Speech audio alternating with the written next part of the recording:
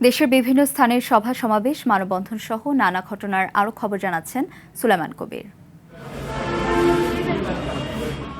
বগুড়ার শেরপুরে প্রাকৃতিক দুর্যোগে ক্ষতিগ্রস্তদের মাঝে নগদ অর্থ, ঘর ও দরিদ্র শিক্ষার্থীদের মাঝে বাইসাইকেল বিতরণ করেছেন বগুড়া ৫ আসনের সংসদ সদস্য জি.এম. সিরাজ। টেকসই উন্নয়ন গ্রাম বা এসডিসি ভিলেজ হিসেবে যাত্রা শুরু করেছে রাঙামাটির কাপ্তাই উপজেলার মিতিঙ্গাছড়ি। সকালে চীনমৈত্রী সম্মেলন কেন্দ্র থেকে ভার্চুয়ালি যুক্ত হয়ে প্রকল্পের উদ্বোধন করেন প্রধানমন্ত্রী তারেক রহমান।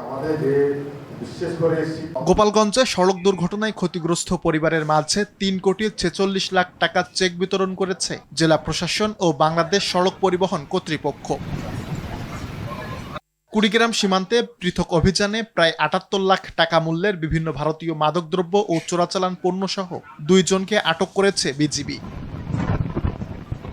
লালমনিরহাটে বিনা টিকিটে ট্রেনে ভ্রমণকারী যাত্রীদের জরিমানা করাকে কেন্দ্র করে হামলার প্রতিবাদে মানববন্ধন করেছে জেলা রেলওয়ে কর্মকর্তা কর্মচারীরা।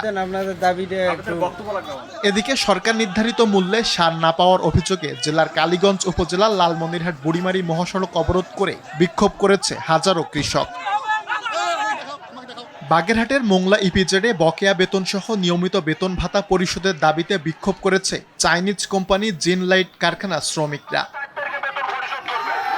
পরিচ্ছন্ন, পরিকল্পিত ও বাসযোগ্য দেশ গড়তে নারায়ণগঞ্জের রূপগঞ্জে পরিচ্ছন্নতা অভিযান, গাছের চারা রোপণ, বিতরণ ও আলোচনা সভা করেছে উপজেলা প্রশাসন।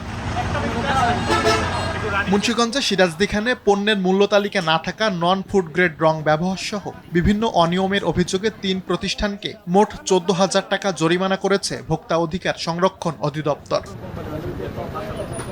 শেরপুরে দীর্ঘদিনের জলাবদ্ধতা রোধ, পানি নিষ্কাশন ব্যবস্থা সচল রাখা সহ নাগরিক সেবা নিশ্চিতে চলমান বর্জ্য অপসারণ কার্যক্রম পরিদর্শন করেছেন জেলা প্রশাসক ফরিদা ইয়াসমিন।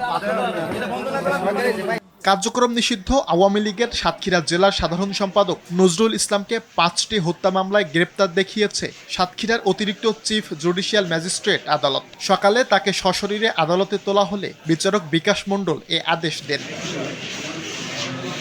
ভোলায় নিয়মনীতি উপেক্ষা করে ড্রেজার দিয়ে বালু তোলার মহোৎসব বন্ধের দাবিতে মানববন্ধন করেছে জামায়াতে ইসলামী ও ইলিশাবাসী। সুলাইমান কবির, RTV।